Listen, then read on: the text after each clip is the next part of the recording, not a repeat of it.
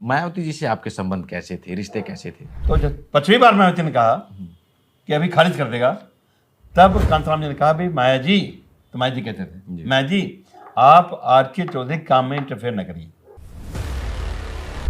Party निकाल दिया। यानी आप पार्टी से निकाले गए थे, आपने हाँ, पार्टी निकाल नहीं दिया। छोड़ी? ना, पहले मैं नारा लगाता था, जो बहुजन की बात करेगा वो दिल्ली से राज करेगा। जी वही बहुजन बन गया है पीडीए समाजवादी पार्टी में। जी। तो नारा बदल गया, जो पीडीए की बात करेगा वो दिल्ली से राज करेगा। बाबा तेरा मिशन दोहरा, कांचीराम करेंगे पूरा। अब चूंकि कांचीराम है नहीं तो नारा लगाना शुरू हो गया, बाबा तेरा मिशन दोहरा, माननीय अखिलेश यादव करेंगे पूरा। अखिलेश जी में आपको वो कांशीराम जी की छवि दिख रही है। काशीराम हवा में हो गए, जय श्री राम। वो जो हवा थी, आज का दौर तो है कि हर हाथ में मोबाइल है, हर हाथ में इंटरनेट है, टीवी है, सब कुछ। तो वो गांव में ऐसा कौन सा, बहुजनों में कौन सी ऐसी लहर थी, वो दौर क्या था, उसके बारे में थोड़ा सा हमें जानकारी दें। न सपन लगाया जी। न बसपन लगाया जी। न मुलायम सिंह लगाया न कांताराम ने लगाया, जी। बल्कि पब्लिक ने लगाया था, मिले मुलायम कांताराम जी हवा में हो गए। जी। मायावती को कोई मारता, जी। क्योंकि मैं रात भर कमरे के अंदर था। मैं जो 4 नाम बता रहा हूँ तो ये सब चारों अंदर थे। मेरा भाई गेस्ट हाउस, जी। मैं खुद बुक कराता था, मैं रात भी साथ था जी। क्योंकि सुरक्षा में देखभाल के लिए। लेकिन ना हमने दरवाजा खोला, अगर गात खोला तो बाहर जो हमारे जो टीम थे वो उससे बात करते थे, पानी लेना है, खाना लेना है, सब करते थे। जी। लेकिन निश्चित तौर पे कोई ऐसी घटना नहीं घटी जो अकबर वाले फैलाए हैं। कांशीराम जी की हत्या में मायावती की भूमिका। हमारी बातचीत हो रही थी हमारे साथ ही इंटरव्यू में, उन्होंने हमसे इंटरव्यू में कहा कि जितने भी अब आज की तारीख में जो सपा में हैं, जो बड़े नेता बने घूम रहे हैं, जो सांसद बने घूम रहे हैं, वो सब बसपा के एक्सपायर। मेरी बात हुई थी माननीय श्री अखिलेश यादव जी से बाराबंकी लड़ने के लिए। जी। अलायंस के पहले अलायंस सीट चली गई कांग्रेस में बाराबंकी की, जी। मैं फ्री हो गया, तो हमें जहाँ लगा देते मैं लग जाता। जी। लेकिन माननीय श्री CL वर्मा जी ने, मेरे पास पैसा भी नहीं था, लेकिन मैंने कहीं बताया नहीं मेरे पास पैसा नहीं है, और शुरू में मेरे पास 15-16 लाख रुपये जुगाड़ था, उसको लगाया, इलेक्शन को देखने लगा। तब तक लोग जान तो गए पैसा नहीं है। जी। हमारे क्षेत्र के लोगों ने खुद पैसा लगाया। लल्लू जी। इतना लल्लू नहीं है, उनके नेता जो कहते हैं वही बोलते हैं वो। तो उनके नेता कहो 400 पार 400 पार 400 पार कहते थे। जी। उनके नेता की सोच है, उनके नेता इस देश के संविधान को अपना संविधान नहीं मानते। मुलायम सिंह यादव जी। जिसने कभी न झुकना सीखा उसका नाम मुलायम। मायावती जी। मायावती जी करणी सेना। करणी सेना का जो लक्ष्य है वो गड़बड़ है। मनुस्मृति वर्सेस संविधान। काशीराम जी की बसपा और बहन मायावती जी की बसपा में क्या फर्क लगता है? लेकिन मायावती महोदय पढ़ती लिखती कम थी और हनक ज्यादा बनाती थी। योगी आदित्यनाथ और अखिलेश यादव में बेहतर मुख्यमंत्री किसे मानते हैं? 27 में सरकार बनाने की बात आई तो आप भी कहीं से विधानसभा चुनाव लड़ सकते हैं। दोस्तों नमस्कार, आज हमारे साथ बातचीत करने के लिए मान्यवर कांशीराम जी के करीबियों में से एक और अब अखिलेश यादव के करीबियों में शुमार लखनऊ की मोहनलालगंज लोकसभा से सांसद R.K. चौधरी जी हैं। सर स्वागत है आपका। बहुत धन्यवाद। सर आप बात की जाए तो पहले फैजाबाद हुआ करती थी और अब की अयोध्या जो है वहाँ आपका जन्म हुआ और वहाँ से आप हैं। तो अयोध्या का नाम फैजाबाद का नाम बदल के अयोध्या हो गया। कुछ आपको लगता है कि बदला कुछ पहले तो फिर आगे बढ़ते हैं, नाम बदल गया, कुछ और बदला आपकी नज़र में? इस पर तो ढेर सारी बातें कही हैं जी, लेकिन मुझे लगता है कि अभी नहीं कहना चाहिए, फिर कभी मिलेंगे कह देंगे। जी। हाँ, इतना जरूर था कि फैजाबाद में 2 हिस्सा है। जी। फैजाबाद का नाम जिले का अयोध्या था। जी। और अयोध्या जहाँ श्री राम के बारे में ढेर सारे कहानियाँ किस्सा जो मिलता है, वो कस्बा है, ये शहर है। जी। तो अयोध्या को अयोध्या रहने दिया जाता, फैजाबाद रहने दिया जाता। मैं जहाँ पैदा हुआ हूँ वो थोड़ा देहात है, वो तो जिला है अयोध्या, लेकिन जहाँ पे पढ़ता था अयोध्या प्रॉपर में वो अयोध्या था। जी। तो इसलिए मैंने कहा कि जो शहर का हिस्सा है वो भी नगर पंचायत या नगर पालिका परिषद या नगर निगम अयोध्या, और जिला फैजाबाद। तो इस पचड़े में मैं पढ़ना नहीं चाहता, लेकिन आपने सवाल पूछ लिया जी तो मेरे दिमाग में जो था वो कभी बाद में बताएंगे, इतना भी शॉर्टकट बता दिया। जी। थोड़ा सा सर अपने बारे में, अपने बचपन और पढ़ाई लिखाई परिवार के बारे में थोड़ा जानकारी देते चलें। कैसा रहा है आपका भाई मैं बचपन? पैदा हुआ हूँ जी फैजाबाद में, जी और पढ़ाई लिखाई के टाइम पे शुरुआती दौर में दिक्कत तो थी। कक्षा 5 मैंने फिर टॉप किया सेंटर। जी हमारे साथ थे अंजनी सिंह, अशोक सिंह, वो भी टॉपर थे। हम तीनों में से 1-2 नंबर का अंतर रहा होगा। फिर जियासी गए पढ़ने कक्षा 6 में। ये किस सन की बात है? ये बात है, हमें लगता है ये होगा ये लगभग 60 के आसपास। और वहाँ मैंने इम्तिहान दिया बड़े शौक से। लेकिन जब रिजल्ट आया तो प्रिंसिपल साहब के कमरे के सामने चार्ट टंगे थे, हमारा कहीं नाम नहीं था। मैं समझा मैं फेल हो गया। हमारे सगे भाई वहाँ पढ़ते थे, हमसे बड़े थे। मैं रोने लगा। तब तक एक क्लास टीचर जो कक्षा 6 का था, आरपी सिंह, मेरे पास आए। देखा मैं रो रहा हूँ तो कहा बेटे क्यों रो रहे हो? तो मैंने बताया कि हमारा नाम नहीं है। वो ले गए प्रिंसिपल कमरे में। प्रिंसिपल थे पीएन तिवारी, और उन्होंने नाम पूछा, मैंने नाम बताया अपना। तो उन्होंने कहा बेटे पहले पानी पियो, बिस्कुट खाओ। पानी में गया, बिस्कुट में गया। तो मैं तो काँप रहा था। कहा बेटे पानी पियो, तो बताएं हम। तो मैंने पानी पिया। तब उन्होंने लिस्ट निकाल के दिखाई, बेटे आपका नंबर अच्छा था जो टेस्ट हुआ है, लेकिन इसलिए मैंने आपका नाम शेड्यूल कास्ट वाली लिस्ट में नहीं डाला हूँ, बल्कि सामान में ट्रांसफ़र कर दिया है, और आप अच्छे मार्क पाए हो। निकाल दिखाया तो मैं खुश हो गया। फिर इम्तिहान हुआ स्कॉलरशिप का। जी मेरिट स्कॉलरशिप दोनों आ गई, जो मेरिट स्कॉलरशिप है और ये शेड्यूल कास्ट वाली। जी जब दोनों आ गई तो मैं लेने गया, तो बड़े बाबू वहाँ प्रिंसिपल थे, बड़े बाबू थे वहाँ कास्ट, उन्होंने दिया। तो कहा बेटे एक स्कॉलरशिप आज ले लेना और दूसरी ले लेना 1 हफ्ते बाद, जी कोई जान ना पाए, कहना मत। तो आरपी सिंह मेरे साथ गए थे, जो हमारे क्लास टीचर थे। कहा नहीं लड़का पढ़ने में तेज है, बड़े बाबू ऐसा ना करिए, इसे पूछे कौन सा लेगा। तो मैंने फिर वजीफ़ा वही जो शॉर्टकट था, कम पैसा था, 5 रुपये महीना जी मेरिट, वही लिया, खुश रहा। शेड्यूल कास्ट वजीफ़ा नहीं लिया। और फिर जो मैं सबको नहीं बताया, मैं बता दूँ, पहली बार बता रहा हूँ। मैं उस वजीफ़े के पैसे को 5 छक 30 रुपया कलर बॉक्स में रख के 10 दिन बीत गया। तब मैं अपने बड़े भाई को बताया, और फिर मैं संडे के दिन लेकर सारे पैसे का मैंने आलू खरीद लिया। 3 बोरा खरीदा, फिर आलू खरीद लिया, उसको लेके स्टोर रखा। ये सीजन चल रहा था इसमें। जब सीजन आई तो उसको निकाला फिर स्टोर से, जी बोझा गया, खूब आलू पैदा हुई, कुछ खाया गया। तो शुरुआती दौर में ऐसे हम लोग करते थे। कुछ ज़्यादा जानकारी थी नहीं, लेकिन करते मैं बहुत बाद मैं बीएससी पास किया, एलएलबी किया। जब मैं बीएससी पढ़ रहा था तो मेरा मन था कि मैं एमएससी करूं। ऑर्गेनिक केमिस्ट्री मुझे चाहती थी, मैं कभी साइंटिस्ट बनूंगा। जी लेकिन क्लास वहाँ उसमें आया नहीं एमएससी का। मैंने लॉ ज्वाइन कर लिया। अब लॉ ज्वाइन कर तो ट्रेंड बदल गया। और बाद में फिर कांचराम से मुलाकात हो गई। उन्होंने वकालत छोड़ने के लिए प्रेस करना शुरू किया, कन्विंस करना शुरू किया। और सन 93 में 1 जुलाई को मानवीय कांचराम कहने थे, वकालत छोड़ के मैं लखनऊ आ गया, और मुझे बना दिया coordinator, to coordinate between Uttar Pradesh BSP workers and मानवीय कांचराम जी। और जिस दिन मैं छोड़ा वकालत, उससे ठीक 5 महीने बाद उत्तर प्रदेश सरकार जो सब व्यवस्था के लाइन से बना था, मुझे बना दिया कैबिनेट मिनिस्टर। तो मैं फैजाबाद से आ गया लखनऊ, तब से लखनऊ में हूँ। तो सर आप परिवार के अपने पहले व्यक्ति ऐसे थे जो राजनीति में, या इससे पहले परिवार में कोई पिताजी या दादाजी ऐसा कोई परिवार से सदस्य था? नहीं, हमारे फादर नौकरी करते थे जी शुगर मिल मसौदा, मैकेनिक थे।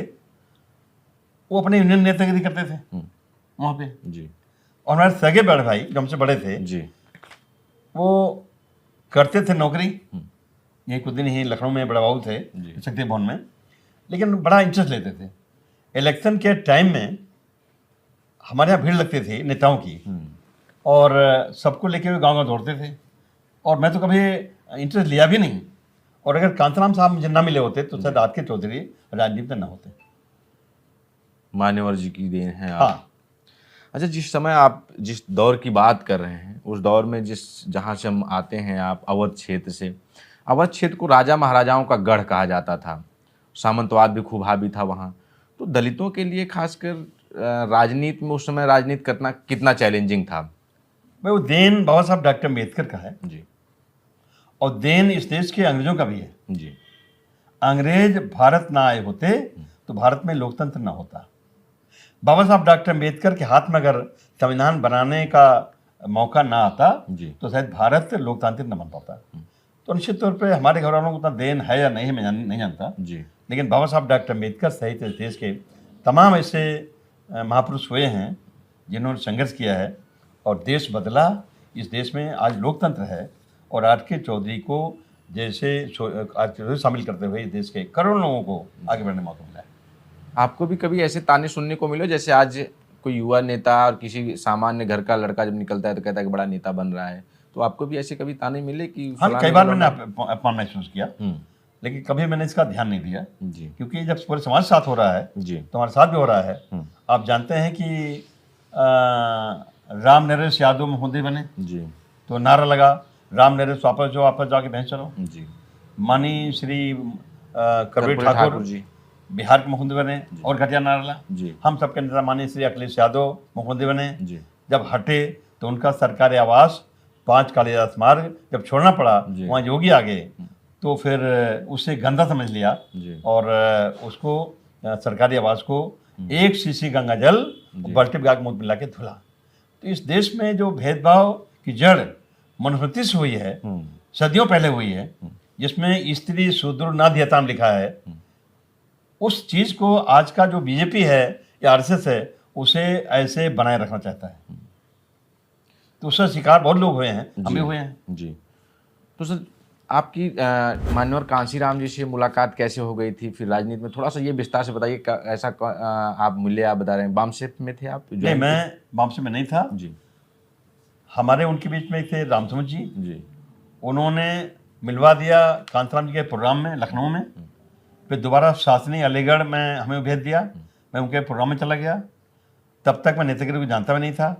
उन्होंने हमारा नाम लिख दिया बोलने में, मैं मंच पर गया, बोल नहीं पाया। जी उसके बाद दोबारा फिर लखनऊ प्रोग्राम हुआ, लखनऊ झंडे वाला पार्क में, तो उन्होंने हमारा नाम लिख लिया। खुद कांताराम संचालन कर रहे थे और हमें प्रेस करके जबरिया बुलवा दिया। मैं बोल नहीं पाया, नहीं फिर भी हमें टाइम दिया था 10 मिनट, मैं 3.5 मिनट पहले मुश्किल से बोल पाया। ना करते करते कांताराम जी ने इतना तैयार कर दिया कि आर के चौधरी फिर मंत्री बने, जी सांसद बने। अगर देन है तो अब तो माननीय अखिलेश यादव देन है, वो हमारे नेता हैं, लेकिन माननीय कांताराम जी का ज़्यादा देन है। अच्छा, DS4 लगभग उसी के दौर में बनी थी। DS4 बनी है सन 81 में जी और 6 दिसंबर 81 को दलित शोषित समाज संघर्ष समिति माननीय कांताराम बनाया है। बनाने के 2 साल बाद में जुड़ गया था, धीरे धीरे काम करने लगा। ना करते हुए हम नहीं करेंगे, नहीं फिर भी कांताराम जी की ऐसी एक्टिविटी थी जी और बार बार बुलाते थे, मैं जुड़ गया। यानी जिस तरह से आप बता रहे हैं कि मान्यवर कांशीराम जी से उनसे संबंध आपके बहुत प्रगाढ़ थे, बहुत अच्छे थे। पहले नहीं थे, तो हम जानते भी नहीं थे, नाम को जानते थे। वो तो लखनऊ के प्रोग्राम में रामचंद्र जी ने मुलाकात करवा दिया जी और जैसे मंच पे बोल के निकले, झंडे वाला पार्क लखनऊ, मैं वकालत शुरू किया था, मैं आया था तो कांताराम साहब प्रोग्राम करने के बाद सबसे मिलने लगे। जहाँ मैं खड़ा था जी जब देखा आ रहे हैं तो मैं सिगरेट पी रहा था, मैंने फेंक दिया। जी तो रामचंद्र जी ने परिचय कराया कि साहब ये आर के चौधरी हैं, वकालत करते हैं। ये पहली मुलाकात मेरी थी। तो मैं खड़ा था तो सीधे कांताराम ने हाथ बढ़ाया, हाँ भाई चौधरी आप वकालत करोगे, मेरे साथ काम करोगे। मैं झेप गया, उनसे हाथ नहीं मिल पाया, मैं झेप गया और कोई जवाब नहीं दे पाया। लेकिन करते करते टाइम बीतता गया, लेकिन कांताराम जी के विचार से मैं इतना प्रभावित हुआ, मैं जुड़ गया। एक समय आप बसपा के भी कद्दावर नेताओं में शुमार थे। जब सरकार बनी उसमें आप अहम पदों पर रहे। मायावती जी से आपके संबंध कैसे थे, रिश्ते कैसे थे? हमारे रिश्ते मायावती जी को ने कभी मायावती जी कहा नहीं, मैं तो हमेशा बहन जी कहता था। जी अच्छे रिश्ते थे और मैं तो अब भी अच्छे रिश्ते होंगे। ये सही, जब कोई दो नेता उभरता है तो हल्का चिढ़ता है। हमारे नेता थे माननीय कांताराम जी। 88 बात है, अमिताभ बच्चन के छोड़ने से जी सीट जो लोकसभा की थी इलाहाबाद की, मानवेल कांतराम लड़ गए बसपा से, जी और हमें उन्होंने बुलाया, मैं चला गया। फिर मैं बात करके लौटाया लखनऊ, नहीं फैजाबाद लौट गया, मैं गलत करता था। जी लेकिन बाद में जब दोबारा गए तो उन्होंने बना दिया हमको इंचार्ज काउंटिंग एजेंट्स बनाने का। एक कैंडिडेट की, एक निर्दल कैंडिडेट की ये एजेंट थी मायावती जी, एक निर्दल का मैं था, मानवेल कांतराम मेन कैंडिडेट थे, उनके जगदम्बिका पटेल थे। उनके साइन से मैं एजेंट बनाया, ले गया, दाखिल कर दिया। उसके बाद फिर मायावती के साइन से ले जाना था। जब मैं कांतराम के पास ले गया चेक करने के लिए जी तो मायावती वहाँ पहुँच गई। यात्री होटल था, 4 कमरे लिए थे, एक में बैठते थे, एक में मैं था, एक मायावती थी, एक मानवेल कांतराम जी थे। जब मानवेल कांतराम कमरे में ले गया बना के कि कौन कौन एजेंट बनेगा, तो मायावती वहाँ गई और कहा मानवेल कांतराम जी से कि सर साहब आज के चौथे काम सब काम बिगाड़ दिया। तो कहा क्या बिगाड़ दिया? तो कहा सब गलत भर दिया। तो मुझसे कांतराम साहब ने पूछा भाई क्या गलत भर दिया आपने? साहब सही तो है। तो वो 3 बार कहीं गलत, अभी खारिज हो जाएगा जी मैंने 3 बार विरोध किया कि नहीं खारिज नहीं होगा। तब चौथी बार कांतराम जी ने हमसे कहा भाई चौथी बार देख लेना उसको। तो मैंने साहब गलती सबसे होती है, मुझसे भी गलती हो सकती है, लेकिन इस मामले में गलती नहीं है, मैं चैलेंज करता हूँ। जी तो जब 5वीं बार मायावती ने कहा कि अभी खारिज कर देगा, तब कांतराम जी ने कहा भाई माया जी, तो माया जी कहते थे माया जी आप आर के चौधरी काम में इंटरफेयर न करिए, इंटरफेयर न करिए। इस बात को मायावती को खला होगा। जी उसके बाद भी लंबे समय तक मैं पार्टी में था। जब मानवेल कांतराम जी काफी कमजोर हो गए, बीमार हो गए, तब जाके पार्टी निकाला। लेकिन जब तक मानवेल कांतराम जी सक्रिय थे, मायावती हमें पार्टी नहीं निकाल पाई। सोचा था उनके दिमाग में रहा होगा कि कब मौका मिले कब निकाला जाए, लेकिन मानवेल कांतराम जी कमजोर हो गए, तब उन्होंने पार्टी निकाल दिया। यानी आप पार्टी से निकाले गए थे, आपने पार्टी नहीं छोड़ी? ना, पार्टी नहीं छोड़ी, आप निकाले गए थे। तो ये जो आप बता जिस दौर की आप बात कर रहे हैं, बाम सेब से जुड़े, बाम सेब से DS4 थी, फिर बसपा हुई, इसमें तो बहुत सारे नेता रहे होंगे उस समय, आपके कद्दावर नेताओं में आप थे, बहुत सारे थे। हमसे सीनियर भी थे जी हमसे जूनियर भी थे जी। भाई। इस देश में तो मुझे तैयार किया, मतलब लगता है कि कई हजार नेता तैयार किया। तो बहन जी में ऐसा क्या था कि उनको जो उत्तराधिकारी बनाया तो बहन जी को बनाया गया और नेताओं में नहीं? देखिए ऐसा कौन सा गुण था? ऐसा है, जी लेडीज का जो अट्रैक्शन होता है जी। पब्लिक में जी। वो ज्यादा होता है। जी अगर पार्टी खड़ा करना है जी। और कांतराम जी एक चेहरा है, जी तो अगर एक अनमैरिड लेडी भी आ गई जो काम करने में, बात करने में तेज है, तो समाज लाइक करेगा। तो जब से मायावती जी को लिया और उनको बोलना सिखाया, तब से निश्चित तौर पे बहुजन समाज पार्टी में तो तेजी आई थी। तो मैं तो कायल हूँ भाई, जी। मायावती आ गई पार्टी में, पार्टी आगे बढ़ी, स्वाभाविक है। लेकिन जिस बसपा को आपने इतने दिन दिया, जब वहां से आप निकाले गए तो आप पर उस समय क्या बीती थी? आपके मन में क्या आया कि अब चूंकि हमारे तरह ऐसे बहुत लोग निकाले गए जी और मायावती ने हमको भी निकाल दिया, कष्ट तो हुआ कि जिस बसपा को मैंने तैयार किया था जी कांतराम के नेतृत्व में, जी वो बसपा अब वो बसपा नहीं रही है। लेकिन अच्छी बात यह है कि पहले मैं नारा लगाता था, जो बहुजन की बात करेगा वो दिल्ली से राज करेगा। जी वही बहुजन बन गया है PDA समाजवादी पार्टी में। जी।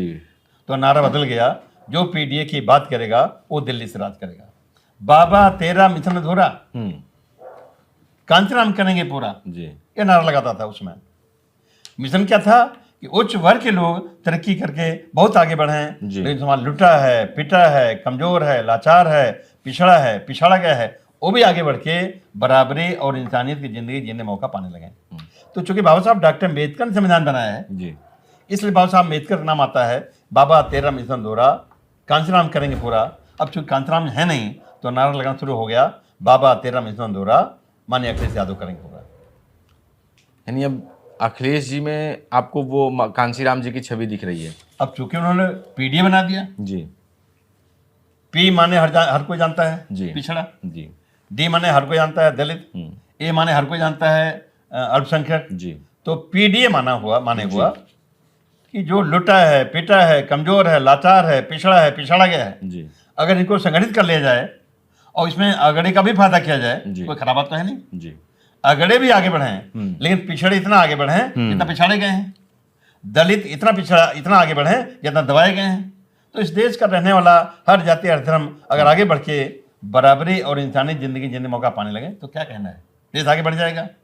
इस मकसद से मानवीय कांति काम करते थे और इसी मकसद से माननीय श्री अखिलेश यादव काम अब आपने उस दौर का एक जब नारे छेड़ दिए तो उस नारों में फिर यह तक 1993 में राम लहर, आज का ही दौर, क्योंकि हम लोग तो उस समय बचपन रहा होगा, बहुत छोटे रहे होंगे, 1992 में का जन्म तो 93 का मामला, वो दौर आपने देखा होगा, ये दौर भी आप देख रहे हैं। राम लहर तब भी थी, अब भी राम लहर अयोध्या का मुद्दा। नारा बोलिए। हाँ, उस समय जैसे जब नेताजी और मान्यवर कांशीराम जी एक साथ आए, मंडल कमंडल की राजनीति में मंडल की जीत हुई।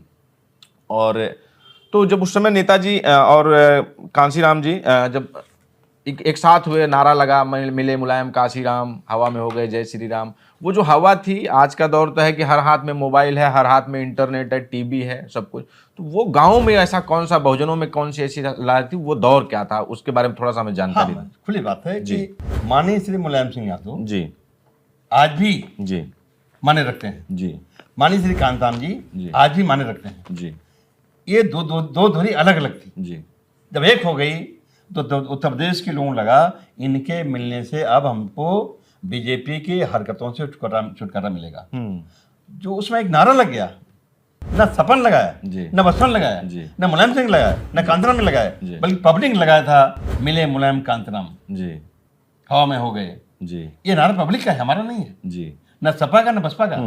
तो निश्चित तौर पर अगर पब्लिक में उत्साह आया, उसका फायदा मिला कि हमारी सरकार बन गई अलायंस की जी, और बसपा भी आगे बढ़ी, सपा भी आगे बढ़ी जी। और हमें लगता है कि जो पीडीए है कहीं न कहीं वो माननीय श्री मुलायम सिंह यादव, माननीय श्री कांताराम जी के ढर्रे से चली है जी। उसके नेता माननीय अखिलेश यादव हैं और ये गुल खिलाएगा। आगे विधानसभा चुनाव होगा, उसमें गुल खिलाएगा और आने वाले 4-5 साल में पूरे देश में गुल खिलाएगा। मान्यवर जी के साथ नेताजी और गठबंधन हुआ, सरकार भी बनी, आपने कहा, फिर सरकार गिर गई, दोनों को अलग होना पड़ा, क्या था रिश्ते, क्या नेताजी से गड़बड़ हो गए थे, फिर सरकार गठबंधन क्यों टूटा? बात करने वाली नहीं है जी भाई। अलायंस बनता है, टूटता है, बनता है, टूटता है, पट गई, चल गई, नहीं पटी, नहीं चली जी। अब भिलाने लगाने वाले लोग भी तो होते हैं, बिगाड़ दिया, कम से 1.5 साल में बिगाड़ दिया जी। लेकिन वो जो गठबंधन था उसको लोग आज भी याद करते हैं। लोग चाहते हैं इस देश का जो कमजोर है, लाचार है, पिछड़ा है, पिछड़ा गया है, एक हो जाए जी। उस समय एक हुआ था, अब फिर इस समय एक होने का प्रयास कर रहा है। विचारधारा बसपा की और उस समय भाजपा की अलग अलग थी, तो फिर भाजपा से कैसे पट गई उस समय और सरकार भी बन गई उनके समर्थन से? अब देखिए उसका फायदा तो दोनों को हुआ ना जी, बसपा को भी हुआ जी और बीजेपी को भी हुआ जी। क्योंकि विचार भले अलग अलग हों, लेकिन दो लोग आपस में तलाशते हैं कि अगर हम मिल जाएंगे तो इनका वोट हमें मिल जाएगा, हमारा वोट उनको मिल जाएगा, प्लस हो जाएगा, हमारी सरकार बन जाएगी। सरकार बन भी गई, तो कोई खराब बात जी। अब तो हमें चाहिए, हम समाजवादी पार्टी, कांग्रेस पार्टी या विपक्ष सारे लोग बीजेपी छोड़ के पूरे देश में जो भी पार्टियां हैं उन्हें इकट्ठा होके हर हालत में बीजेपी को उखाड़ फेंकना चाहिए। उसी समय एक कांड हुआ, गेस्ट हाउस कांड, उसकी चर्चा आज तक होती है। क्या था पूरा मामला उस समय? तो आपने बड़ा, आप भी सक्रिय थे, आपने भी, पूरा मामला क्या था? अब तब भी मैं सक्रिय था, अभी मैं सक्रिय हूँ जी। तब मैं बसपा में था जी, अब मैं सपा में हूँ। और उस समय अच्छी बात यह है कि हमें पूरी जानकारी है जी, क्योंकि मैं उसमें होता था ऑर्गेनाइजर जी। चाहे माननीय कांताराम जी हमें जी, तो गेस्ट हाउस बुक कराना हमारा काम था जी। क्या खाएंगे, कहाँ रहेंगे, दवाई क्या होगी, मैं, हमारे पास तीन लोग थे। ये जानते हैं कि डॉक्टर साहब क्या नाम है, डॉक्टर गजेंद्र वर्मा जी। वो कांताराम जी को देते थे दवा, अब तो बीमार रहते थे जी। एक थे पायलट चलाने वाले, तो वो जनरल काम करते थे जी। और एक थे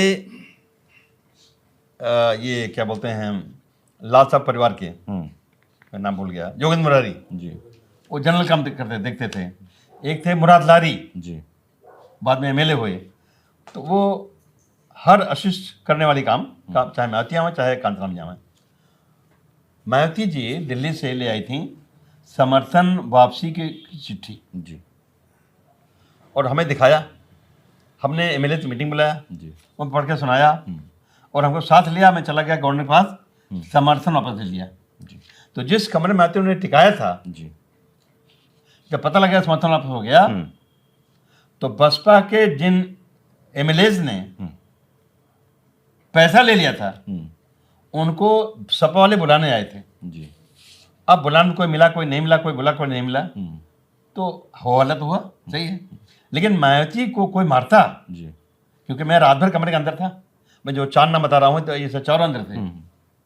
मेरा भाई गेस्ट हाउस, जी। मैं खुद बुक कराता था, मैं रात भी साथ था, जी। उनकी सुरक्षा में, देखभाल के लिए। लेकिन ना हमने दरवाजा खोला, अगर निकात खोला तो बाहर जो हमारे जो टीम थे वो उससे बात करते थे, तो पानी लेना, खाना लेना है, सब करते थे। जी। लेकिन निश्चित तौर पे कोई ऐसी घटना नहीं घटी जो अखबार वाले फैलाए हैं। भाई मायावती सुरक्षित थे अंदर भी, जी। मैं सुरक्षित अब तक है। अब होला तो इसलिए होगा कि अगर बसपा के कुछ हमारे एमएलए सपा के नेताओं के संपर्क में आ गए थे, कुछ ले दे लिया था। जी। बल्कि आजमगढ़ के एक एमएलए ने बताया जी। कि बहन जी पैसा तुम भी ले, कांतराम साहब था जी। कि साहब पैसा तुम भी लिए हैं। जी। हमारे साथ शादी थी, मैं पैसा दे रहे, मैंने ले लिया, हम्म। लेकिन मैं तो नहीं गया। तो अगर जिन लोगों ने पैसा लिया था कि उनको बुलाने आए थे तो सपा वाले जाने उस समय जमाने के। लेकिन मायावती के बारे में कभी कोई कमेंट नहीं किया। यानी जो अखबारों में फैलाया गया कि कपड़े फाड़े गए, कैद किया गया, मारपीट की कोशिश की गई, ये सब आप जानते हैं कि भारत में एक कौम है जी। जिससे ज्यादा चलती है, ना खाता ना वही, जो बड़ी जातियां कह दें वही सही। तो इनके कब्जे में अखबार होता है, इनके कब्जे में मीडिया होता है। जी। उस समय सत्ता थी बीजेपी के केंद्र में, जी। उछाल दिया मीडिया ने, मैं तो साथ था। जी। तो जितना उछला उतना था नहीं, इतना था कि जो मैंने बताया आपसे, जो बसपा के एमएलए थे कमजोर थे, अगर उसमें से कुछ लोगों ने कॉन्ट्रैक्ट बना लिया था उनके जरिए तो उनको बुलाने आए थे, तो सही है। अच्छा, मायावती जी पर एक आरोप लगता है कि मान्यवर कांशीराम जी को आखिरी दौर में जब वो थे तो किसी से मिलने नहीं दिया जाता, कैद करके रखा था। क्या आपके साथ भी ऐसा हुआ कि आप मिलना चाहे हो आखिरी दौर में कांशीराम जी से और आप मुलाकात ना हो पाई हो? नहीं, मैं टच में था मायावती जी पे, मैं टच में था कांतराम जी के अंदर भी से भी। जब वो दिल्ली रहते थे और हम जाया करते थे जी।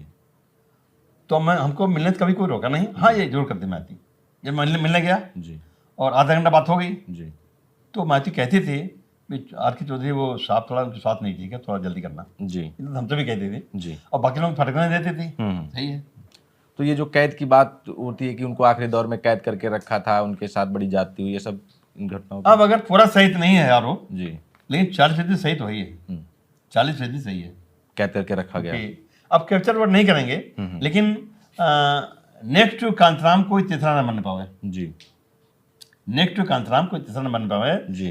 दिखाई पड़ने चाहिए पूरे देश को कि मायावती ही आफ्टर कांतराम जी हैं जी। इतना ध्यान तो हर नेता करता है। अगर मैं इतना ध्यान मायावती ने भी किया तो अच्छी बात है। एक किताब है कांशीराम जी की हत्या में मायावती की भूमिका, जिसको लिखा है सोनू अम्बेडकर ने, ये लिखा है। क्या पढ़ी आपने? मेरी बात हुई नहीं, मैंने हल्का बता दिया ना जी कि कांतराम जी की हत्या हुई, कांतराम जी नेचुरल डेथ हुई, मैं जानता नहीं, लेकिन कांतराम जी की जब डेथ हुई जी तो उस समय मैं बसपा में नहीं था, हमको मायावती ने पार्टी से निकाल दिया था जी। मैं मोहनलाल में वर्कर मीटिंग कर रहा था, अगली हमारी रैली थी जी। और सीधे रैली खत्म करके, नहीं वर्कर मीटिंग खत्म करके मोहनलाल की डांगोले की जी। जितना कहना था कह दिया और सीधे चले गए दिल्ली। और मैं गेस्ट हाउस में था और मैंने अपने लोगों से कहा अगर वहाँ चले जाना देख लेना, जब मायावती जी लाश को आगे आग देख के जब चले आवे जी, वहाँ न रहें जी, तब मुझे बता देना, मैं आ जाऊँगा।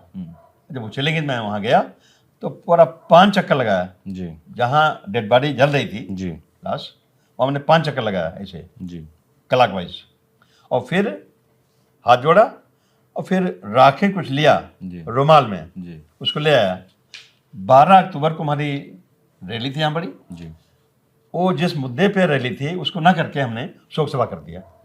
तो मैं जुड़ा था मानवेंद्र कांतराम जी, मायावती भी जुड़ा था, बहुजन समाज पार्टी जुड़ा था, लेकिन ये सही है हमारे मामले में हर तरह से हमारे नेता थे मानवेंद्र कांतराम जी। जी। मैं उनको सम्मान करता हूँ आज भी। उस समय कैसा लगा कि समाज का हीरा चला गया अपने बीच से, आंखों में जो है?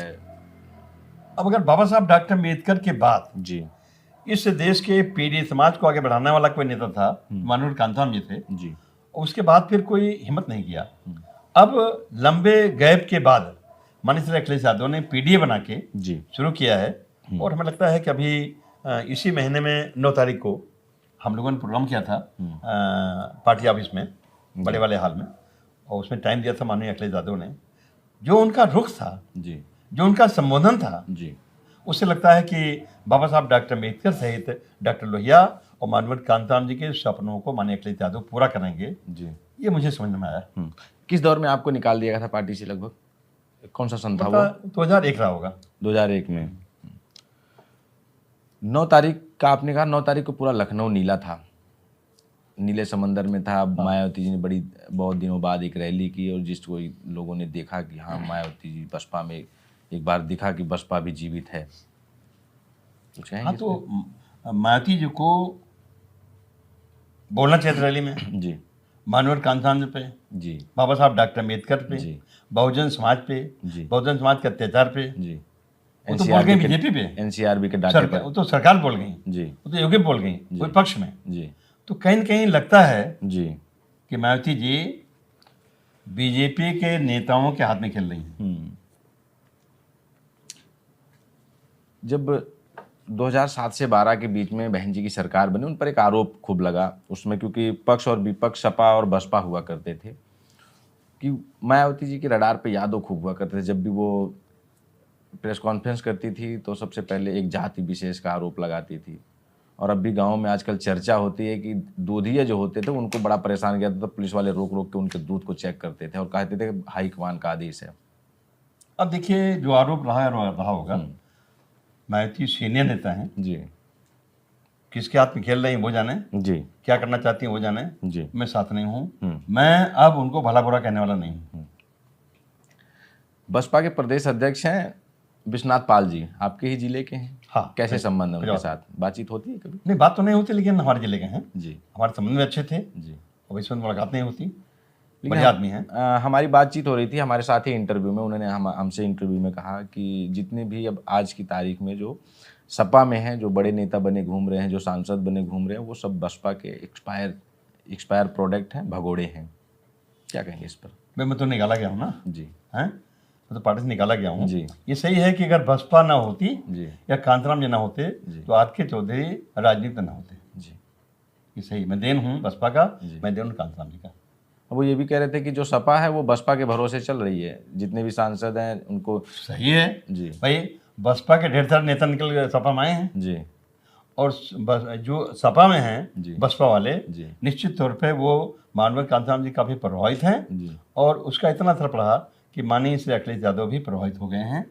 और अब यही कारण है जी कि डॉक्टर लोहिया, बाबा साहब डॉक्टर अम्बेडकर, माननीय कांताराम जी को अपना आइकान बना के समाजवादी पार्टी आगे बढ़ रही है।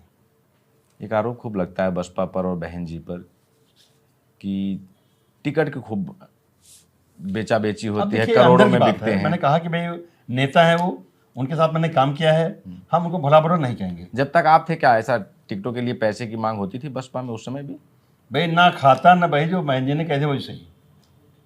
अब जो कहते हैं वो सही है जी। भाई, गलत वहाँ कुछ नहीं है। हम्म अब वो जाने, उनका काम जाने, उनकी पार्टी जाने, हम उसमें नहीं हैं। जी हम क्या बताएं, जी हम समाजवादी पार्टी में हैं। समाजवादी पार्टी के बारे में मैंने इतना कह दिया है कि समाजवादी पार्टी वो समाजवादी नहीं है जो पहले थी। जी अब यहाँ माननीय कांताराम जी, बाबा साहब डॉक्टर अम्बेडकर, डॉक्टर लोहिया सहित इस देश में सामाजिक परिवर्तन के लड़ाई लड़ने वाले जितने महापुरुष हुए हैं, जी।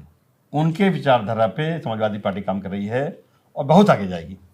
आते हैं समाजवादी पार्टी पे भी आते हैं। पहले जब माननीय कांशीराम जी थे तो नारा था बसपा का बहुजन हिताय बहुजन सुखाय। उसके बाद नारा बदल गया, बहन जी का दौर आया और नारा बदल गया सर्वजन हिताय सर्वजन सुखाय। तो दोनों नारों में आपको क्या फर्क लगता है? कांशीराम जी का जो नारा था और एक नारा और था जी आफ्टर कांताराम जी, जी जिसकी जितनी थैली भारी जी। उसकी उतनी हिस्सेदारी। मूल नारा है इसका जी कांताराम जी के और पहले, हम्म जिसकी जितनी संख्या भारी जी। उसकी उतनी हिस्सेदारी। जी इस देश में सरकारी नौकरी, जी। प्राइवेट नौकरी, ठेकेदारी, पट्टेदारी, डीलर बनना, डिस्ट्रीब्यूटर बनना, इन ऑल रिस्पेक्ट है। जी इस देश में चाहे अगड़े हों, चाहे पिछड़े हों, चाहे हिंदू हों, चाहे मुसलमान हों, चाहे दलित हों, अगर हर पदों में आबादी के लिहाज से हर जाति, हर धर्म मानने वालों की भागीदारी हो जाए तो ना कोई अन्याय सहेगा, ना कोई अन्याय करेगा। ये कंसेप्ट है अमेरिका के डाइवर्सिटी आंदोलन का। जी भारत में भी हमें समाजवादी पार्टी के बैनर तले यही लागू करना है। जी, आपने कहा कि शुरुआत में आपके नेता माननीय कांशीराम जी थे। माननीय कांशीराम जी के बाद अब आप, जब हम आपसे बात करें इस समय आपके नेता माननीय अखिलेश यादव जी हैं। दोनों नेताओं में समानता कुछ आपको लगती है कि उस दौर में माननीय कांशीराम और आज के दौर में अखिलेश यादव, समानता कुछ? अब कांशीराम साहब ने अपने को खुद तैयार किया था जी बाबा साहब अम्बेडकर के बाद, जी और माननीय श्री अखिलेश यादव चूंकि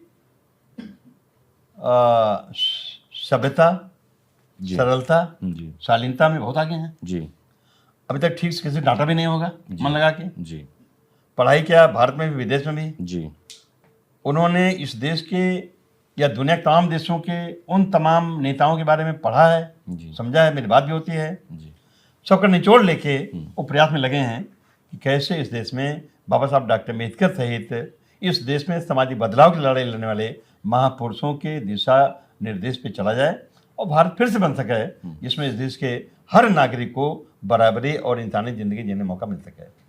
मैं कायल हूँ, मैं आदर करता हूँ और पूरे जीवन समाजवादी पार्टी को मजबूत करने लगाएंगे। 2024 का लोकसभा चुनाव का जब परिणाम आया, उत्तर प्रदेश में आप प्रत्याशित था, मतलब चौंका दिया सबको लोगों ने। और जब एक तरफ बीजेपी 80, उत्तर प्रदेश में 80 में से 80 और पूरे देश में 400 का नारा दे रहे थे, उस टाइम अखिलेश यादव ने एक नारा दिया पीडीए का। पीडीए का जब आप गांव में गए थे तो लगता था कि जब चुनाव हो रहा था तो उस टाइम पे पीडीए का ये नारा गांव में पहुंच चुका था। इसका माहौल क्या था पीडीए पीडीए का? तो बने हो गया 3 साल ज़्यादा हो गया जी और ये नारा का संदेश पहुंच गया है।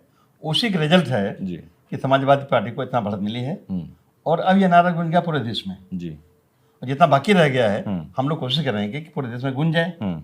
इसका फायदा हमें आगे मिलेगा और हमें इसको ध्यान रखते हुए काम भी करना है। जी अगर हम पीडीए बोलते हैं तो पीडीए की भागीदारी इस देश के हर पदों पे मिलनी चाहिए, राजनीति में, शासन प्रशासन में, कारोबार में दिखनी चाहिए। ये हमारा संकल्प है। मोहनलालगंज से आप प्रत्याशी थे और प्रत्याशी आपको बनाया गया। आपने दावेदारी की थी यहाँ से या वही फिर? मैं कहने जा रहा हूँ। जी, तो क्या मैं किस्सा क्या प्रत्याशी था? था जी अप्रत्याशित। जी हैं?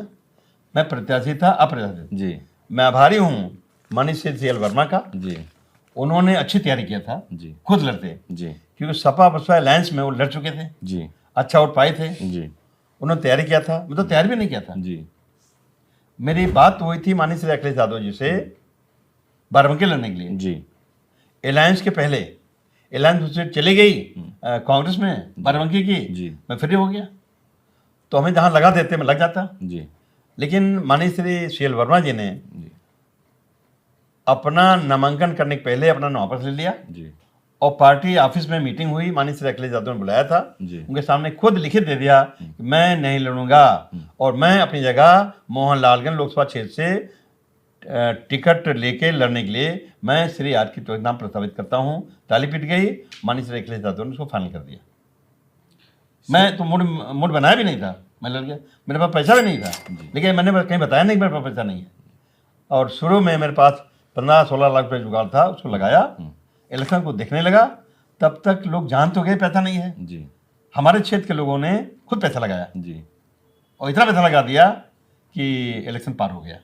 CL वर्मा जी में एक ये भी था कि जब सपा बसपा का गठबंधन एक बड़ा गठबंधन हुआ और उसमें वो चूक गए, चुनाव नहीं जीत पाए, फिर 2024 जहाँ 80 में 80 का नारा है, इस वजह से वापस हुआ था टिकट? नहीं, आप में भी कहीं ऐसा था कि? नहीं, उन्होंने सच्चे दिल से सोच के जी। कि भाई आज के चौधरी रहना जरूरी है, जी। उन्होंने अपना नाम वापस ले लिया। उनका कोई आरोप नहीं। पूरे चुनाव में आपको कभी ऐसा महसूस हुआ कि इतने बड़े गठबंधन में CL वर्मा जी नहीं जीत पाए तो हमारे? CL वर्मा इलेक्शन भर मेरे साथ रहते थे जी, प्रचार में सामने आपके केंद्रीय मंत्री भी थे कौशल किशोर जी। उन्हें तो लड़ना था। हाँ, वही कह रहे हैं कि इतना बड़ा तो आधा मैं लड़ा, आधा CL वर्मा लड़े, जी। बाकी सब वर्कर लड़ा। वर्कर लड़ा, समय भी कम था, लेकिन इलेक्शन चढ़ गया ना। हाँ, इलेक्शन चढ़ गया। नामांकन के 10 दिन बाद, बल्कि 10 दिन नहीं, उनको पहले ही चलना शुरू कर दिया। जी नामांकन तो किया बाद में, जी उस पहले हमारा इलेक्शन चढ़ गया। आभारी हैं मोहनलालगंज क्षेत्र के 5 विधानसभा सीट के कार्यकर्ताओं का, जी नेताओं का, और आभारी माननीय CL वर्मा का, सबने सहयोग दिया। और ज़्यादा आभारी है माननीय डिम्पल यादव का, उससे ज़्यादा आभारी माननीय श्री अखिलेश यादव का, कि सबने टाइम दिया, पैसा लगाया, हमें जितवा दिया। जी अयोध्या कैसे जीत गए?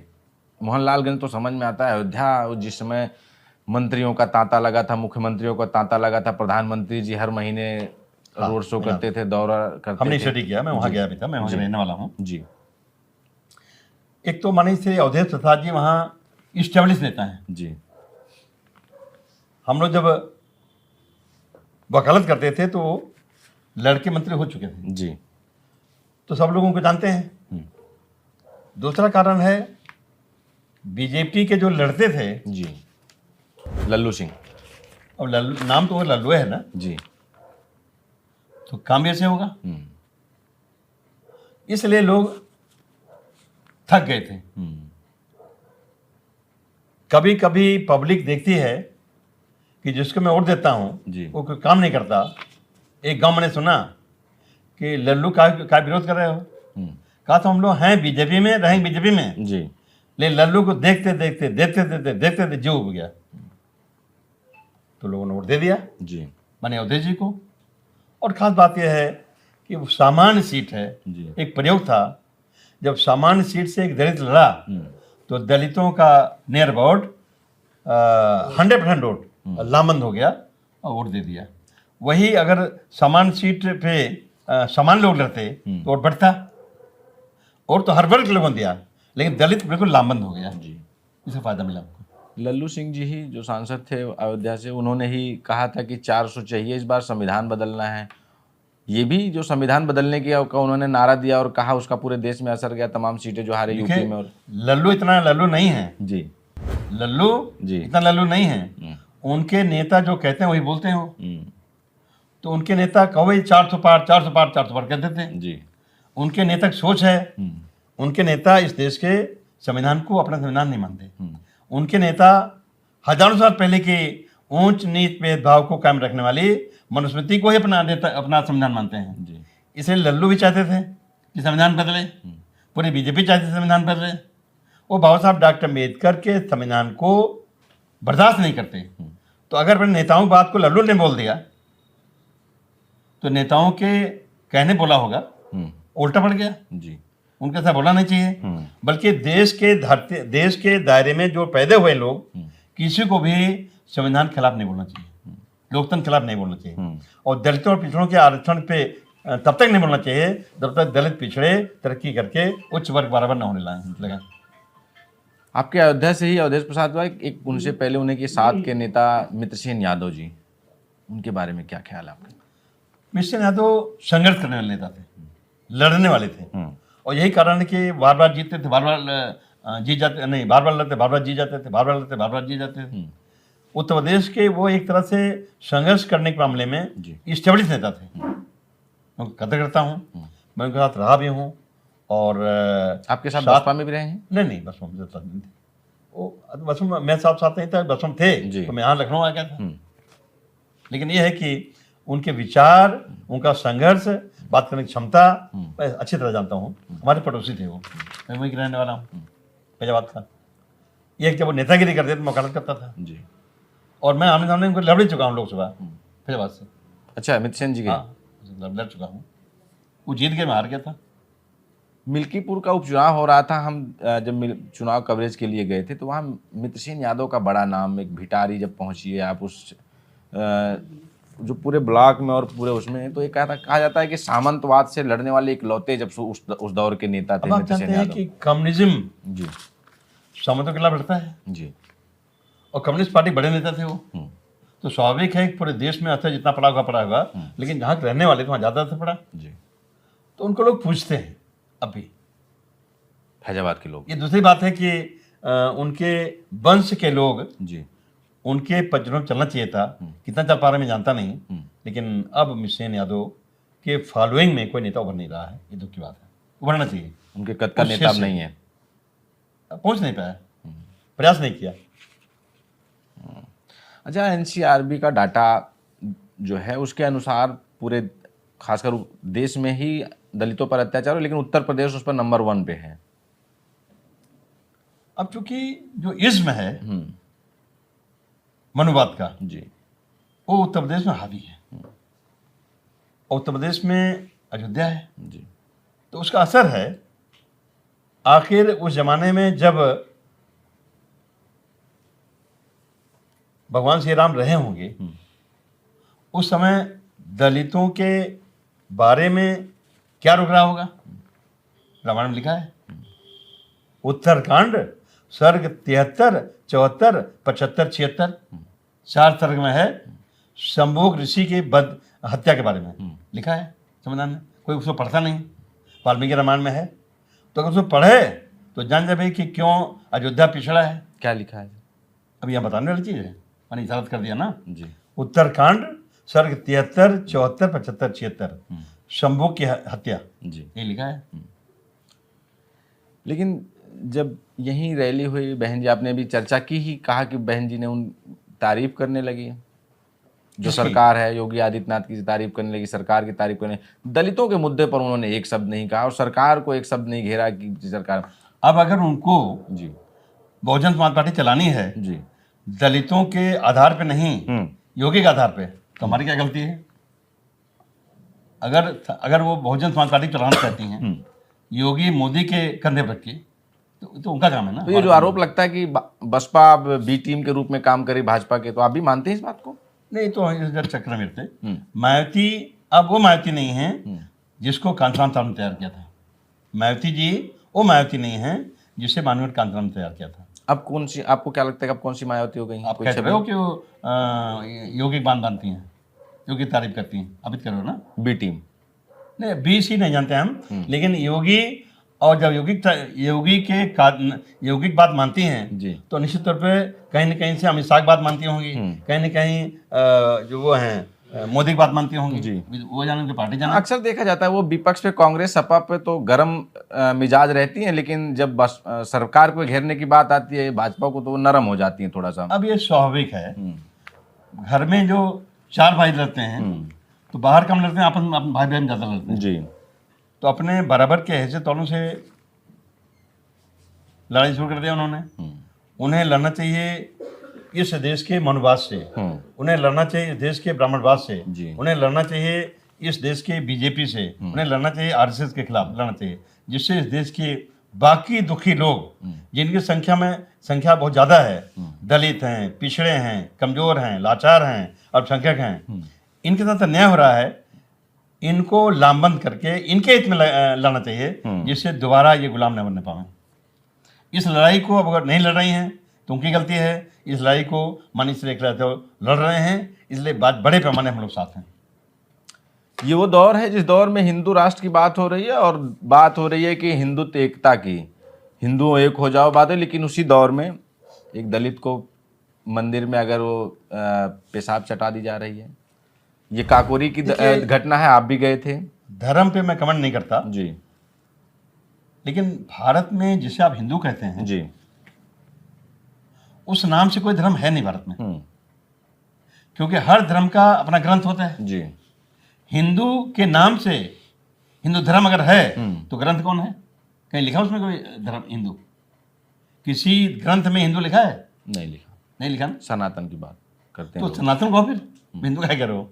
जब उस नाम से कोई धर्म नहीं है या उस नाम से कोई ग्रंथ नहीं है तो दूसरी बात है। ये तो तब की बात है, ये बात रही होगी जब इस देश में आज के दलित और पिछड़ों को पढ़ने का अधिकार नहीं था। अब तो वो जमाना है जिस समाज को उस जमाने में पढ़ने का अधिकार नहीं था, अब वो मास्टर बन के पढ़ाने लग गया। उस जमाने में जैसे आप सनातन कहते हो, आज के दलितों और पिछड़ों को जैसे शूद्र कहते हैं जी। कुर्सी पे बैठने का अधिकार नहीं था, खटिया बैठने का अधिकार नहीं था। अब बैठने लगा अदालत में, वो एमएलए एमपी मंत्री होने लगा तो लोग चिढ़ते हैं। और तभी 3 बड़ी बड़ी घटनाएं घटी। चीफ जस्टिस इंडिया के ऊपर सुप्रीम कोर्ट में जूता फेंक दिया। दूसरा, संसद में लोकतंत्र का प्रतीक संविधान न लगा के राजतंत्र का प्रतीक सिंगोर लगा दिया।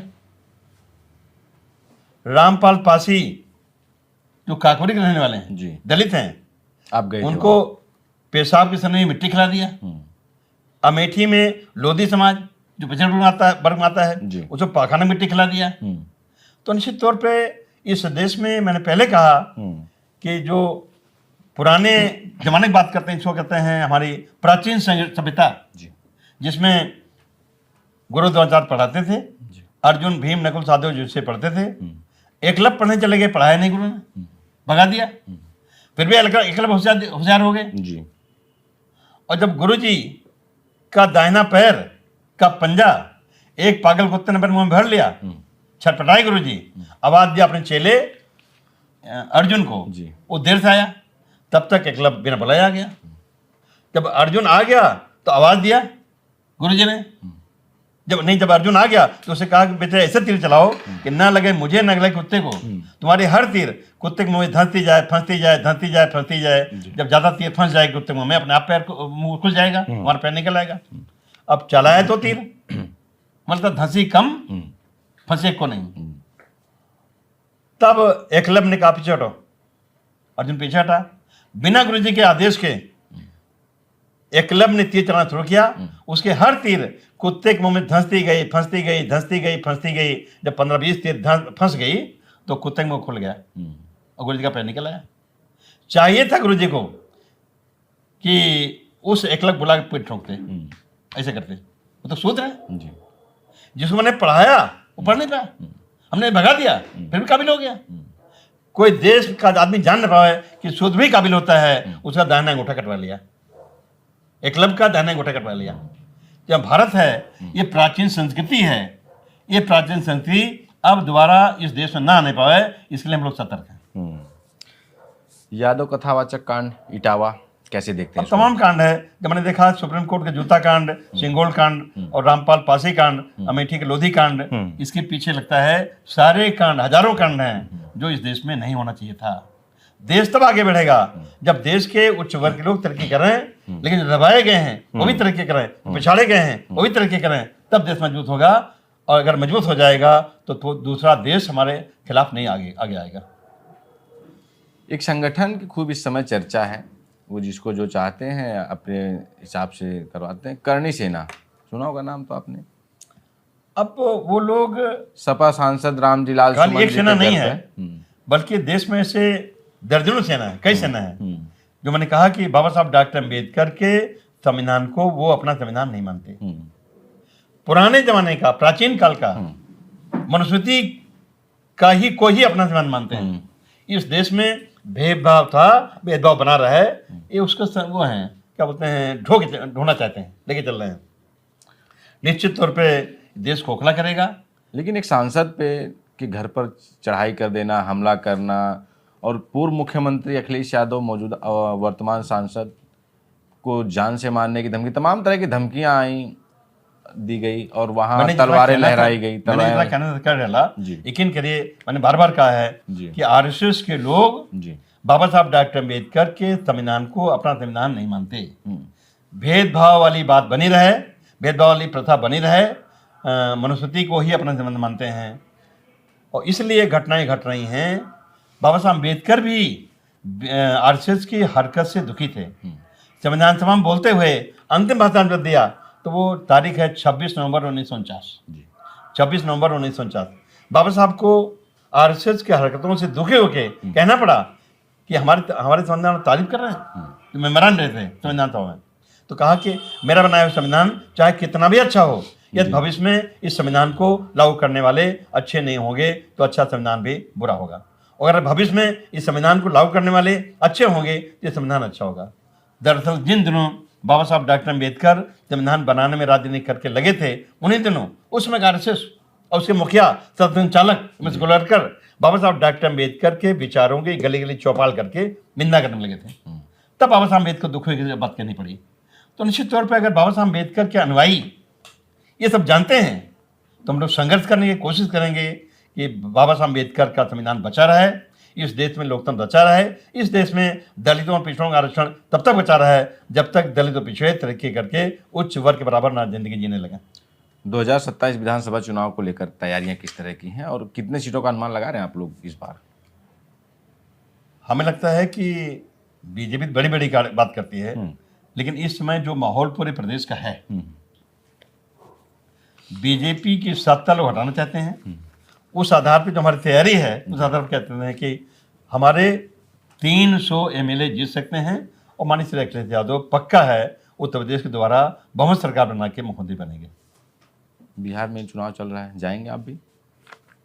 मन तो है, जा सकते भी, टाइम तो है, चले जाएंगे।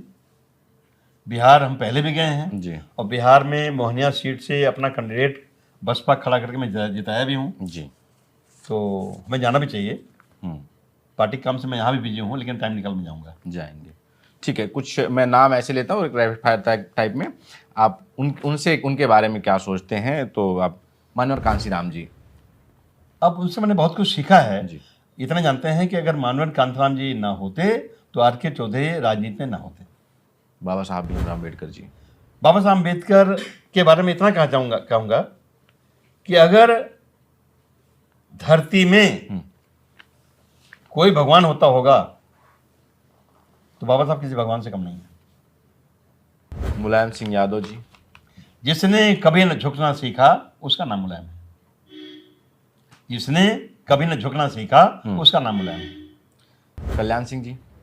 कल्याण सिंह नेता बढ़िया थे, गलत पार्टी में चले गए।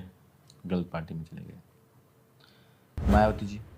मायावती जी जब तक कांतराम जी सक्रिय थे उनका प्रभाव पड़ता था तब तक ठीक थी। जब से मानवर कांतराम जी बीमार होने लगे धीरे धीरे बिगड़ती गई। जब वो खत्म हो गए तो छत छाया कांतराम का खत्म हो गया। अब वो भाषा बोलते हैं दूसरी पार्टी का। अखिलेश यादव। अखिलेश यादव इस देश के नवयुवक हैं, बढ़ते हुए नेता हैं और हमें लगता है कि भारत के कोने कोने में जो नेता इसमें आगे बढ़ रहे हैं उसमें से अखिलेश यादव ज़्यादा सफल होते हुए दिखाई पड़ रहे हैं। PDA। जब से PDA बना दिया उन्होंने, मैंने आपसे पहले बता दिया जी। कि तब से बड़ा असर पड़ा है, क्योंकि मानवर कांतराम जी ने बनाया था बहुजन समाज। जी। वही बहुजन समाज आज PDA है। हम पहले नारा लगाते थे जो बहुजन की बात करेगा वो दिल्ली से राज करेगा। अब नारा लगा रहे हैं जो PDA की बात करेगा वो दिल्ली से राज करेगा। तो निश्चित तौर पे PDA बन जाने के बाद समाजवादी पार्टी में बड़ी तेजी आई है। वामसेफ। वामसेफ बड़े मकसद से मानवर कांतराम बनाया था, जी। लेकिन अब अगर देश में कहीं वामसेफ चल भी रहा है वो वामसेफ नहीं है जो मानवर कांतराम ने बनाया था। अब तो करके खत्म हो चुका है। RSS इस देश में वो संगठन है जो बाबा साहब डॉक्टर अम्बेडकर के संविधान को पलीता लगाने में लगा है। RSS वो संगठन है जिसमें लिखा है स्त्री शूद्रो न दीयताम, ये श्लोक है। स्त्री शूद्रो न दीयताम। इस देश के शूद्रों को, इस देश के औरतों को पढ़ने का अधिकार नहीं है। ये मनुस्मृति है, ये RSS का है। तो निश्चित तौर पे ये बारी बारी आप नाम लेते जा रहे हैं, मैं बोलता जा रहा हूँ। सावरकर के बारे में ज़्यादा नहीं जानता, उनके बारे में अभी किताब नहीं पढ़ा हूँ, लेकिन जो लोग कहते हैं जी। तो उन्हीं के नाते ही RSS आगे बढ़ी है। तो बसपा। अगर RSS अगर गड़बड़ है तो वो कितना अच्छे रहे होंगे मैं क्या नहीं कर पाऊंगा। बसपा बड़ी नीयत से बनाई गई थी जी। उसका मकसद बड़ा था। मैंने बार बार कहा, 3 बार कहा जी। कि उच्च वर्ग के लोग तरक्की करके बहुत आगे बढ़े हैं, जी। लेकिन समाज लुटा है, पिटा है, कमजोर है, लाचार है, पिछड़ा गया है, उसको भी आगे बढ़ के इस देश में बराबरी और इंसानी जिंदगी जीने का मौका मिलने लगे। अब बनी थी बड़े मकसद को लेके, मानव कांतराम बनाया था जी। इसको आगे बढ़ाने के लिए उन्होंने DS4 बनाया और वामसेफ बनाया था। लेकिन अब चूंकि मानव कांतराम है नहीं तो वो बसपा जो उन्होंने बनाया था अब वो नहीं रह गई है। इसलिए नारा बदल गया। पहले जो बाबा तेरा मिशन दोहरा कांचीराम करेंगे पूरा नारा लगाते थे, अब नारा लग रहा है बाबा तेरा मिशन दोहरा अखिलेश यादव करेंगे पूरा। भीम आर्मी चूंकि बसपा से निकल के बनाया गया है तो लक्ष्य तो बड़ा बढ़िया है, हमारी शुभकामना है। लेकिन कांचीराम जी के बताए रास्ते पे चल के कोई कितना आगे बढ़ पाएगा वो जाने। फायदा मिलेगा, मिल भी रहा है, लेकिन मायावती के रहते तो नहीं बढ़ पाएगा। और अगर जिस समर्पण से माननीय कांचीराम काम करते हैं उस समर्पण से अगर काम नहीं किया जाएगा तो फिर नहीं बढ़ पाएगा। चंद्रशेखर आजाद। अब चूंकि हमारे साथी हैं, मैं नाम नहीं ले रहा हूँ जी। मैं उनका मतलब उनके साथ उठता बैठता हूँ, चाय पीता हूँ, बात करता हूँ। चंद्रशेखर आजाद रावण जी के। हाँ मैं और क्या, अच्छा, पार्लियामेंट में है, वो भी है, मैं भी हमारे घर बैठते हैं। जी जी जी। करणी सेना। करणी सेना का जो लक्ष्य है वो गड़बड़ है। जी। वो तो वही चाहते हैं कि जैसे पहले जमाना था वही रहे। इस देश के दलित दबे रहें, पिछड़े पिछड़े रहें। अवधेश प्रसाद सांसद अवधेश प्रसाद ये देश के बड़े नेता हैं और हमारे तो हमसे सीनियर तो है ही हो। जी। अयोध्या से लड़के जितना बड़ी बात है वो हमारे समाजवादी पार्टी के एक तरह से आइकान है जी। मित्र सेन हमारे बीच। अब मित्र सेन यादव हमारे बीच रहे नहीं, जी। संघर्ष करने वाला नेता ऐसा नेता मैंने कभी देखा नहीं था। हम्म। मैं पहले बता दिया हूँ। मनुस्मृति वर्सेस संविधान। भारत में आर्यों के आने के बाद जो लड़ाई शुरू हुई है जी। उसमें कभी आर्यों के वंशज आगे बढ़ते हैं और कभी हम जो कमजोर समाज के हैं, आंख निवासी हैं, वो आगे बढ़ते हैं। हम कभी ज़्यादा नहीं आगे बढ़ पाए, हम तो बराबर होने की कोशिश करते हैं जी। तब तक हमें दबा देते हैं। हम बराबर होने की कोशिश करते हैं तब दबा देते हैं। तो ये विचारधारा की लड़ाई है। हम चाहते हैं जो बाबा साहब अम्बेडकर चाहते थे, we the people of India having solemnly resolved to constitute India. ये बाबा साहब अम्बेडकर के संविधान का प्रस्तावना का जी। प्रेम्बल का पहली लाइन है, जी। We the people of India having solemnly resolved to constitute India. हमें एक ऐसा इंडिया बनाना है जिसमें प्रत्येक नागरिक को समता, स्वतंत्रता, बंधुत्व और न्याय मिले। रैपिड तो फायर निश्चित में तौर पे ये सोच संविधान की है, जी। लेकिन जो आरएसएस के लोग हैं इनकी सोच तो इसकी उल्टी है ना। वो चाहते नहीं 4 वर्ण बने रहे, और 4 वर्ण में जो वर्ण नंबर 4 है वो इस देश में बेगारी करे, बेरोजगार रहे, दबा रहे, हमारी मदद करे, मदद नहीं बल्कि हमारा गुलाम बना रहे। जी। तो ये अलग अलग सोच है। इसमें एक आखिरी रैपिड फायर में बात करें, लालू प्रसाद यादव क्या सोचते हैं उनके बारे में? अब उन्होंने बड़ा संघर्ष किया है, जी।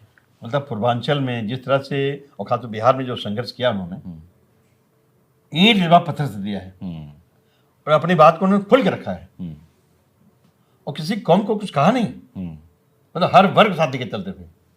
लेकिन विचारधारा के आधार पे लोग लामबंद हों, ये सफल प्रयास उन्होंने किया है, उतना कोई कर नहीं पा रहा है। जी। अब कुछ आखिरी के कुछ मिनट आपके लेंगे, कुछ ऐसे सवाल करेंगे जिसमें आपको समानता या अंतर लगता हो कुछ नेताओं के या कुछ संगठन के। सबसे पहले बात कीजिए, आरएसएस और वाम शेप में क्या अंतर था, फर्क क्या मानते हैं आप? मैंने पहले बताया आरएसएस के बारे में कि आरएसएस मनुवादी संगठन है, इस देश में वर्ण व्यवस्था को कायम रखना चाहता है। वाम सिर्फ सीमित दायरे में है। वाम सिर्फ फुल फॉर्म है backward and minority community employees federation. तो बैकवर्ड शुरू हुआ, बैकवर्ड माने ऑल बैकवर्ड, वो चाहे अनुसूचित जाति जनजाति हो चाहे ओबीसी हो, एंड ऑल माइनॉरिटी। इनके साथ नाइंसाफी जो हो रही है, इन्हीं को आयोजित करके, इन्हीं को इकट्ठा करके संघर्ष किया जाए जिससे किसी के साथ अन्यायता ना हुआ। ये बड़ा मकसद से वो संगठन था, अब तो खैर काम नहीं कर पा रहा है। माननीय कांशीराम जी और माननीय मुलायम सिंह यादव जी में क्या समानता या क्या अंतर था? माननीय कांशीराम जी थिंकर थे जी, और माननीय मुलायम सिंह यादव जी, हर मुद्दे पर संघर्ष के लिए माने जाते थे। कांशीराम जी तो थिंकर थे, प्लानर थे। अब चूंकि दोनों एक साथ मिलकर काम किए हैं, जी, एक जमाना था, मैं बीच में था, और कभी कभी माननीय कांशीराम जी और माननीय मुलायम सिंह में खटपट भी होती थी जी, और मैं बुलाया जाता था या कांशीराम जी लेके जाते थे। तो कभी कभी मुलायम सिंह कहते थे, हमारे नेता थे, मुख्यमंत्री थे वो, मैं मंत्री था, तो कहते थे कांशीराम जी आपने हमसे जो कहा था मैंने उसको पूरा कर दिया है, अच्छा तक किया है, चाहे आप आरटीओ से पूछ लीजिए। जी, तो 1993-94 में तो मैं बीच में था ना, साथ था। जी, सरकार में नेताजी के साथ, संगठन में कांशीराम साथ। जी। और चूंकि दोनों में देखते थे इसलिए दोनों बीच रहने का मौका मिलता था हमें। ठीक। माननीय कांशीराम जी की बसपा और बहन मायावती जी की बसपा में क्या फर्क लगता है आपको? अब जितना अंतर कांशीराम साहब मायावती में जी। है, उतना अंदर दोनों बसपा में है।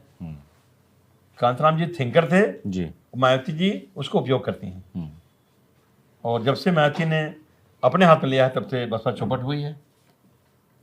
बेहतर मुख्यमंत्री कौन था, मुलायम सिंह यादव, मायावती जी? मुलायम सिंह यादव बेहतर थे, मैं उनके साथ 2 बार रहा हूँ। जी मानी श्री अखिलेश यादव मुख्यमंत्री थे, उनके बारे में 1 बार नहीं रहा हूँ। जी लेकिन मायावती मुख्यमंत्री पढ़ती लिखती कम थी और हनक ज़्यादा बनाती थी। हनक जानते हो ना, असर दबाव। जी लेकिन थिंकर भी होना चाहिए, उन्हें मानवीय कॉन्फ्रेंस सीखना चाहिए था, हम्म। नहीं सीख पाई। तो आप मायावती से बेहतर मुलायम सिंह यादव और अखिलेश जी को मानते हैं? नहीं, अलग अलग क्षेत्र है। हम्म, मायावती अधिकारियों से काम लेना जानती थी हम्म, और क्या करना है ये खुद प्लान करते थे नेताजी, हम्म, माननीय श्री मुलायम सिंह यादव जी। तो दोनों में अंतर है, हर नेता में अंतर होता है। योगी आदित्यनाथ और अखिलेश यादव में बेहतर मुख्यमंत्री किसे मानते हैं? अखिलेश यादव शालीन नेता हैं हम्म, और योगी के अंदर के ऊपर ढेर सारे मुकदमे हैं, वो भी आपराधिक। हम्म, ये अंतर है। अगर ढेर सारे मुकदमे हैं और अपना मुकदमा खुद ही विड्रा कर लिया उन्होंने, सरकार बनते ही कमाल कर दिया ना, क्या दरखास्त नहीं लगानी पड़ी। तो दोनों के व्यवहार में, आचार में अंतर है। मुख्यमंत्री के तौर पे बेहतर काम मुझे के लगता है मामले कि में? माननीय अखिलेश यादव ने पहली बार सीधे मुख्यमंत्री बने और टीम पुरानी थी, तो जिस तरह से उन्होंने काम किया उसको लोग तारीफ करते हैं आज भी।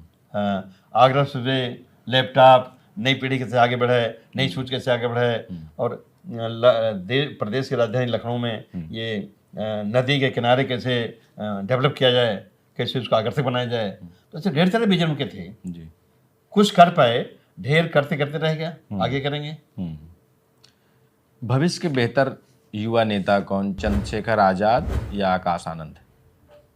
किसमें लगता है कौन बेहतर काम कर? भविष्य माने प्रदेश का ना, जी मानी से देख ले जा दो।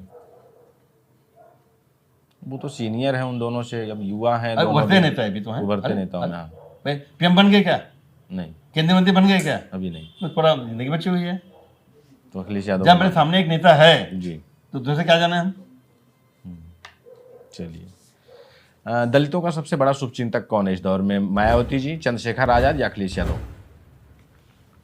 बता, मानी से अखिलेश यादव पहले जब मुख्यमंत्री थे जी तो उस समय भी ना भी सोचा हो, लेकिन इस समय पूरे पीडीए का, पूरे बहुजन समाज का उस दलित मेजर पार्ट है। अगर नेतृत्व करने की क्षमता है जी। या साथ सबको साथ लेकिन क्षमता है, मानिए अखिलेश यादव में। माननीय अखिलेश यादव। 2027 का चुनाव आप लोगों के लिए एक बड़ा चुनाव है, सरकार बनाने का चुनाव है, और इस समय बीजेपी को आप देख रहे होंगे, चाहे एमपी की बात हो या बिहार की बात हो, अपने बड़े बड़े केंद्रीय मंत्रियों तक को विधानसभा का चुनाव लड़ाती, सांसदों को चुनाव मैदान में उतार दिया है।